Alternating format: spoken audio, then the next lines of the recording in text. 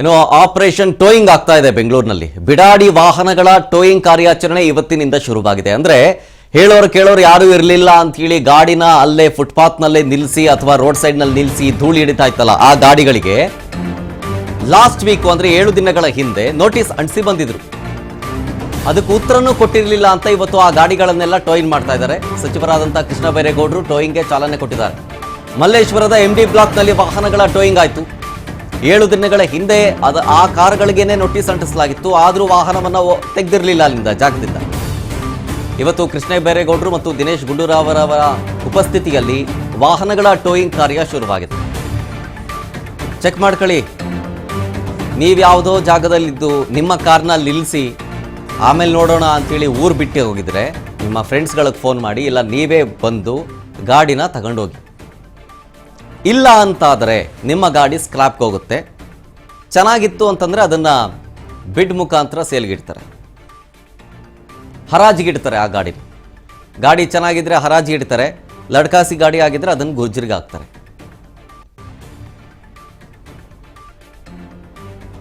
ಇವತ್ತು ಕೃಷ್ಣ ಬೈರೇಗೌಡರು ಈ ವಾಹನದ ಟೋಯಿಂಗ್ ಕೆಲಸಕ್ಕೆ ಚಾಲನೆ ಕೊಟ್ಟಿದ್ದಾರೆ. ದೃಶ್ಯದಲ್ಲಿ ಗಮನಿಸ್ತಾ ಇದ್ದೀರಿ. ಇವತ್ತು ಬೆಳಗ್ಗೆ 9:30 ಆಸುಪಾಸಿನಲ್ಲಿ ಕೃಷ್ಣ ಬೈರೇಗೌಡರ ಜೊತೆಗೆ ದಿನೇಶ್ ಗುಂಡೂರಾವ್ ಅವರು ಕೂಡ ಉಪಸ್ಥಿತಿಯಲ್ಲಿ ವಾಹನಗಳ ಟೋಯಿಂಗ್ ಕಾರ್ಯಾಚರಣೆ ಆಗಿದೆ. ನೋಟಿಸ್ ಅಂಟಿಸಿಲ್ಲದೆ ಇರೋ ಗಾಡಿಗಳಲ್ಲ, ನೋಟಿಸ್ನ ಅಂಟಿಸಿರೋ ಗಾಡಿಗಳಿಗೆ ಮಾತ್ರ, ಬೇರೆ ಯಾವುದಕ್ಕೂ ಅಲ್ಲ. ಗುರುತು ಮಾಡ್ತಾರೆ ನೋಟಿಸ್ ಅಂಟಿಸಿದವ ಅಂತ ಇದ್ರೆ ಅದಕ್ಕೆ ಉತ್ತರ ಕೊಟ್ಟಿದ್ರೆ ಓಕೆ, ಅಥವಾ ಗಾಡಿ ತೆಗಿಬೇಕು ಬಂದು. ಇಲ್ಲ ರೆಸ್ಪಾನ್ಸ್ ಇಲ್ಲ ಅಂತಂದ್ರೆ ಇಲ್ಲ, ನಿಮ್ಮ ಗಾಡಿ ಹೋಯ್ತು. ಬೆಂಗಳೂರು ಸುಧಾರಣೆ ಮಾಡಬೇಕು ಅಂತ ಕೆಲಸ ಮಾಡ್ತಿದ್ದೀವಿ, ನೋಟಿಸ್ ಅಂಟಿಸಿದ್ರು ವಾಹನಗಳ ತೆರವು ಆಗಿಲ್ಲ ಅಥವಾ ತೆಗೆದಿಲ್ಲ ಬಂದು. ಬೆಂಗಳೂರಿನಲ್ಲಿ ನಗರಾಭಿವೃದ್ಧಿ ಸಚಿವ ಕೃಷ್ಣ ಬೈರೇಗೌಡರು ಸ್ಟೇಟ್ಮೆಂಟ್ ಕೊಟ್ಟಿದ್ದಾರೆ. ಟೋಯಿಂಗ್ ಆದಮೇಲೆ ಮತ್ತೆ 15 ದಿನ ಸಮಯ ಕೊಡ್ತೀವಿ.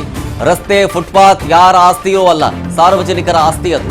ಈ ರೀತಿ ಸಾರ್ವಜನಿಕ ಜಾಗವನ್ನು ಅತಿಕ್ರಮಣ ಮಾಡಬೇಡಿ. ತಿಂಗಳಾನುಗಟ್ಟಲೆ ವಾಹನ ನಿಲ್ಲಿಸಿದ್ರೆ ನಾವು ಸಹಿಸೋದಿಲ್ಲ.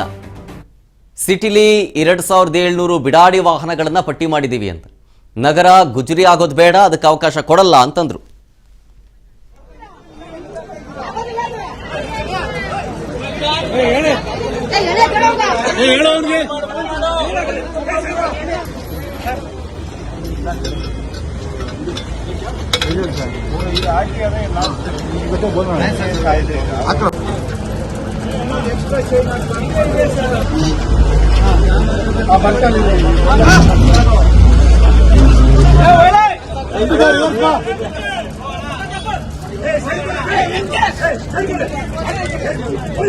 ಕೆಲಸ ಮಾಡಕ್ಕಾಗ್ತಲ್ಲ